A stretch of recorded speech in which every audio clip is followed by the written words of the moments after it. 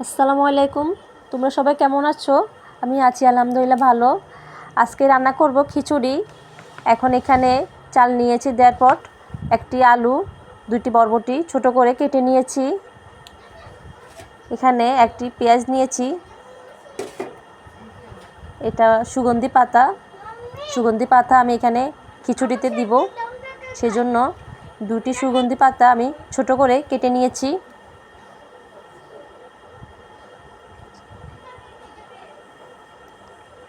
আমার তেল গরম হয়ে গেছে, আমি পেঁয়াজগুলো কিছুক্ষণ ভেজে নেব।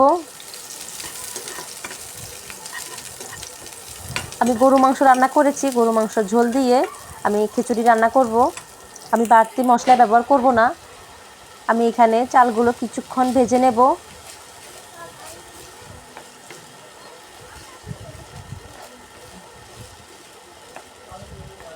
চালগুলো আমি আগে ধুয়ে নিয়ে রেখেছি যেন ঝরঝরে থাকে। এখন আমি সামান্য পরিমাণ লবণ দিয়েছি।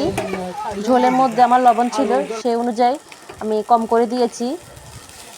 এখন আমি আলু আর বরবটি একসাথে এখন কিছুক্ষণ ভেজে নেব। ঝোল দিয়ে ভালো করে মেখে ভালো করে নেড়ে নেব।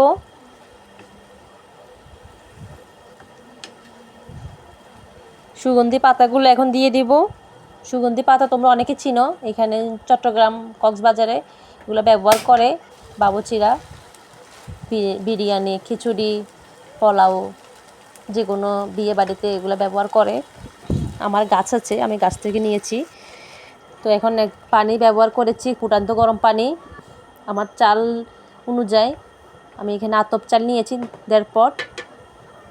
আমি এখানে বাড়তি মশলা ব্যবহার করব না, যা আমার গরু মাংসের রান্না করেছি ওইখানে মশলা যা ছিল।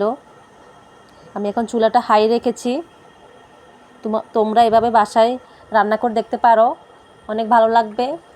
বাচ্চাদেরকে টিফিনে দিতে পারো, সকালে নাস্তার মতো খেতে পারো, ঝটপট হয়ে যাবে। দেখতে পাচ্ছ আমার চালগুলো এখনও ভাতগুলো অনেক চাল। আরও কিছুক্ষণ রান্না করব, আমার পানিও আছে। এখন ঢাকনা দিয়ে ঢেকে রাখবো।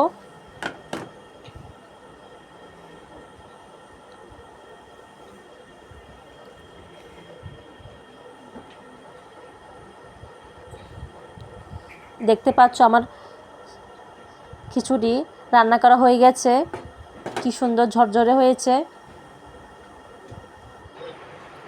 আমি বক্সে নিয়েছি খিচুড়িগুলো। আমার চ্যানেলটা ভালো লাগলে সাবস্ক্রাইব করবে। এখন আমি খিচুড়িগুলো বক্সে নিয়েছি, একটি সিদ্ধ ডিম এখানে দিয়েছি।